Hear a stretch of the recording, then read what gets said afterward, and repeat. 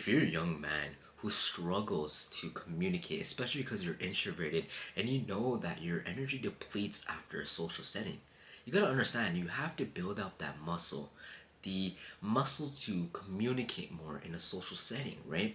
Or even in general, if you lack the ability to communicate in general to anyone, you gotta understand that you are losing on opportunities. You're losing out on opportunities, and that's gonna cost you a lot in the future. All right. So when I was like 19, 18 years old, that was when I developed social anxiety because of the whole world event that happened back in 2020, right? So I remember during that time period, I was completely depressed. I was in that phase where I didn't want to speak to anyone. So this developed social anxiety for me. So as soon as 2021 summer hit, I started going to the gym more, right? And that still didn't help me to alleviate or reduce my social anxiety. The only reason why my social anxiety started to decrease was in 2022. That's when I made the move to go back to college, right? Because I dropped out of uni and I went to college afterwards. And that put an opportunity for me to really speak to new people. Even though they're not like minded individuals, that gave me an opportunity to put myself out there, to just speak my mind and get better and get really comfortable just starting, starter conversations. On top of that, that was when I started to build my personal brand on Twitter, and now it's called X, but back then it was Twitter.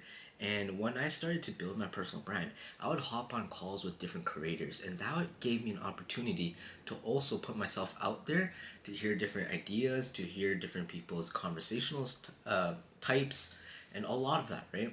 As you could just tell, I just used to fill a word, right? So I'm focusing exactly on removing filler words, becoming a strong communicator.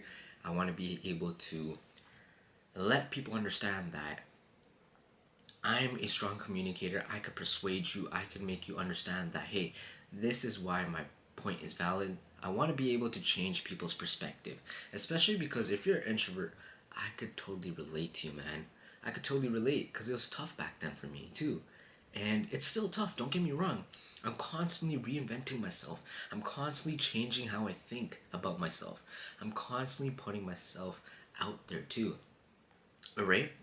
So the best way to really put yourself out there is to challenge yourself. So if you're watching this right now, I want you to go to a cafe tomorrow, especially if it's late right now for you. Do it tomorrow morning, alright? Book a time to hit up a cafe, a random cafe. Bring your laptop, bring your device, do some work there, and then, of course, talk to a barista, talk to the owner of the shop, talk to people who are sitting there. Just spark up random conversations.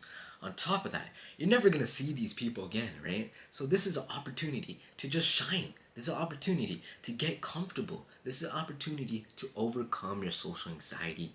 It's a step by step process. It's not gonna go after one conversation. It's gonna take a couple months to years to really overcome this, okay? I don't have social anxiety right now, but I still have the fear of talking to strangers.